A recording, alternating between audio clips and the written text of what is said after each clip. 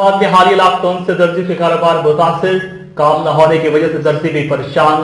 मज़ीद तफसील जानते हैं साकिब जमाल की इस रिपोर्ट में। जी बिल्कुल, हाफिज़ाबाद में जहां लॉकडाउन से दीगर कारोबार मुतासर हुए हैं, वहां दर्जियों का काम भी ठप होकर रह गया है, जिसकी वजह से दर्जी सख्त परेशान नजर आ रहे हैं। दर्जियों को दुकानें खोलने की इजाज़त तो मिल गई है, मगर काज, बटन, ओवरलॉक और कपड़े की दुकानें बंद होने की वजह से दर्जियों को काफ़ी मुश्किलात का सामना करना पड़ रहा है। उनका कहना है, हमने दुकानें तो खोल ली हैं मगर काम नहीं है।